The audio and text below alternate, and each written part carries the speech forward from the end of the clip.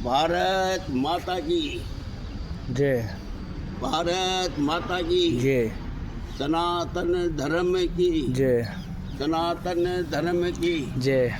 गौ माता की जय। बात ऐसी है कि आज के युग में बच्चों को शिक्षा देना अति अनिवार्य है। हमारे देश में मेकाले की शिक्षा चल रही है, उसको छोड़ करके हमें पुरातत्व काल की मैन संस्कृति सीखनी है। जैसे साउथ में गांवों के नाम भी, शहरों के नाम भी संस्कृत से जुड़े हुए हैं और संस्कृति सारी सृष्टि की संस्था की भागीदारी है। संस्कृत शिक्षा ऐसी है जो भूत भविष्य वर्तमान बताती है और पूरे ग्रह नक्षत्र का ज्ञान देती है। इसलिए बच्चों को संस्कृत सिखाना अनिवार्य है। आज के युग में इस इंग्लिश के ऐसे पीछे पड़ रहे हैं जो है मेरा बच्चा इंग्लिश मीडियम, इंग्लिश, अरे तो संस्कृत मीडियम भी करवा दो। ये प्राइवेट स्कूल जहर घोल रहे हैं। इन प्राइवेट स्कूलों को भी संस्कृत सिखाना चाहिए। संस्कृति हमारी मोटा धन है और संस्कृति संस्कार युक्त है। सारी दुनिया का एक करना चाहता है, झगड़ा नहीं चाहता है, न किसी को मरवाना चाहता है। आज जगह जगह भाई भाई लड़ रहा है, देश देश लड़ रहे हैं और देश का पतन कर रहे हैं। विस्फोटक बना लिए जो विनाश की गति पे जाएंगे। ऐसा कलयुग क्यों कर रहे हो? यदि आप संस्कार दोगे, गरीब हो, आपके पास धन नहीं, परंतु बच्चों का संस्कार है, शिक्षा है, तो स्वर्ग लोक है। आप अमीर औरपति हो और बच्चों को संस्कार नहीं है तो वह नरकुंडे चाहे सोने का महल बना लो। जिस घर में बच्चे संस्कार युक्त नहीं है वह घर नरक कुंड है। इसलिए देश और दुनिया को यदि बनाना है और एकता के सूत्र में डालना है तो बच्चों को शिक्षा अनिवार्य है। बच्चे ही सबसे बड़ा अनमोल रत्न है, धन है। इसलिए एक तो हर मनुष्य को इस मोबाइल पे ऐसी ऐसी छटाइयाँ आती है, ऐसे ऐसे बेहुदे चित्र आते हैं तो बच्चों के संस्कार को बिगाड़ते हैं।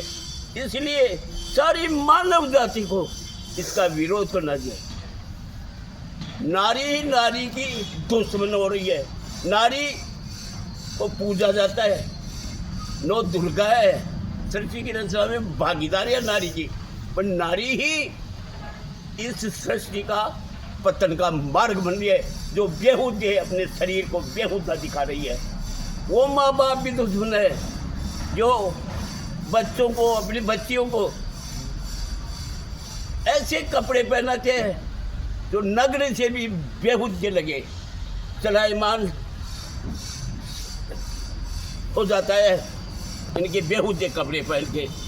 कहावत है वो गाड़ी पे मन लाल से। तो इस माता पिता की पहली गलती यह है कि बच्चों को संस्कार युक्त बनाए और ज्ञान देवे और संस्कृत सिखाए। गुरुकुल की शिक्षा यही है कि पहले कि मानव था तो पहला मिट्टी का काल था, उस समय का पहला वैज्ञानिक कुम्हार बना।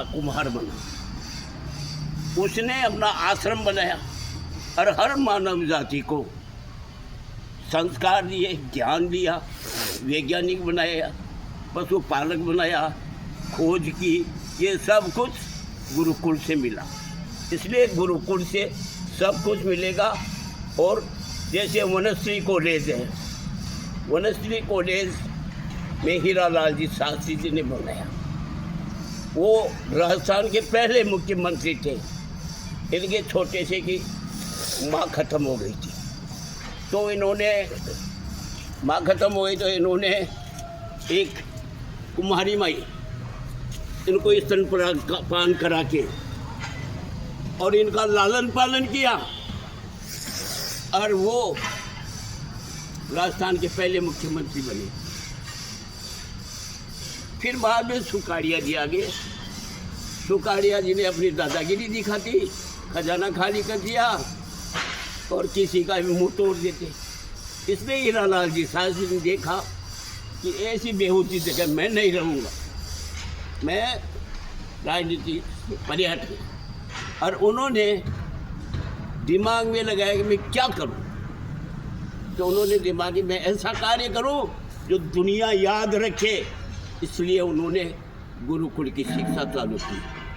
सघन छायादार पेड़ के नीचे वनश्री कॉलेज में बैठ करके गांव के 10-20 बच्चों को ले करके और शिक्षा चालू की, और वह शिक्षा से वहाँ इतना प्रसारण हुआ कि आज देश विदेश के वहाँ पढ़ने आते हैं। तो गुरुकुल की शिक्षा ऐसी है, बिहानी है, गांव है, कैसा भी है, सघन छायादार पेड़ के नीचे बच्चों को शिक्षा के लिए इकट्ठा करें, और वहाँ पे जो ज्ञान मिलेगा वो कहीं नहीं मिलेगा। स्कूल पाठशाला से ज़्यादा ज्ञान सघनदार छाया पेड़ के नीचे बैठने से मिलता है। माता पिता को यह है अपने बच्चों का पहनावे पे ध्यान रखे, खान पान पे ध्यान रखे, और इस मोबाइल के बेहूदी चीज़ों का, इन नारियों का